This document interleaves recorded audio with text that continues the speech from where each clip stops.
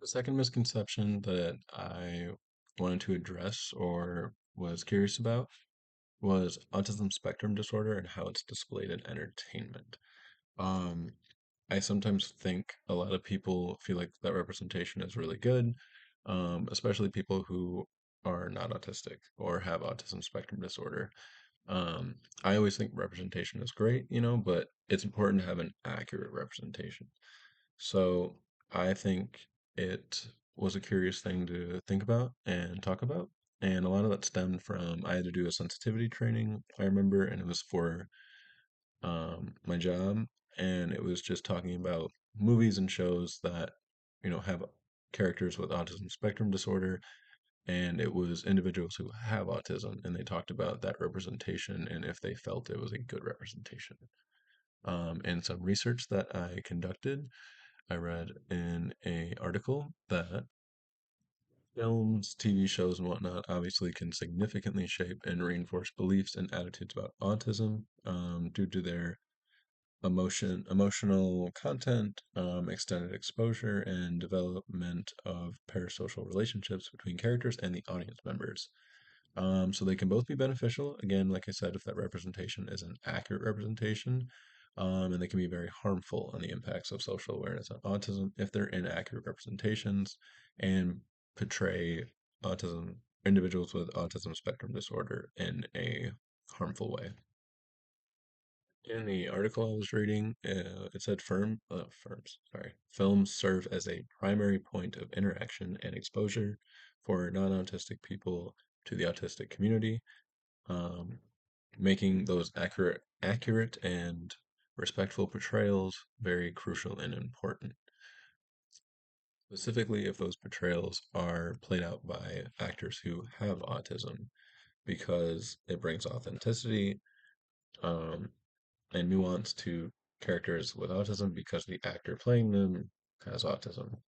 So their involvement helps avoid stereotypical representations and ensures that the characters are depicted as complex, holistic individuals rather than a one-dimensional story or as people in this article are talking about as a prop or a way to be like, we're showing representation, even though it's a harmful display or show of it. So having actors who have autism act in those films can accurately convey the lived experiences of autistic people, which enhances both the accuracy and entertainment value of the portrayal.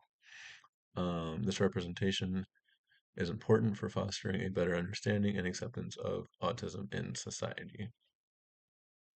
Something that was conducted in the research of this article that I thought was interesting was specifically the stereotypes of portrayals of people with autism, especially in shows that are really well known. It talked about how a lot of times characters are shown as socially awkward and isolated, um, and it comes off that they are unable to form meaningful relationships, which is not true because autism spectrum disorder varies for a lot of individuals, or that they're emotionless or lacking empathy, reinforcing the misconception that autistic people do not have feelings or care about others.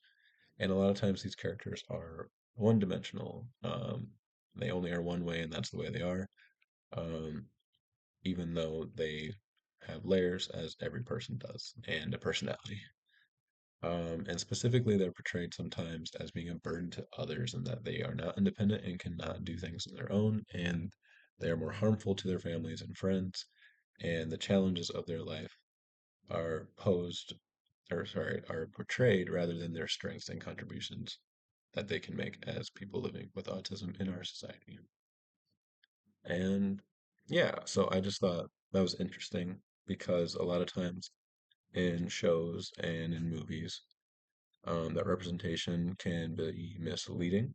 And a lot of times, people with autism spectrum disorder are not going to be a fan of that because they live with it. As someone with ADHD, there's not a whole lot out there that talks about ADHD, but it's kind of the same thing as a person who comes in and is like, "Oh, I feel like I have ADHD because I forgot this thing or forgot that thing, or I don't have good time management." And it's like, no, it's a lot more to it than that.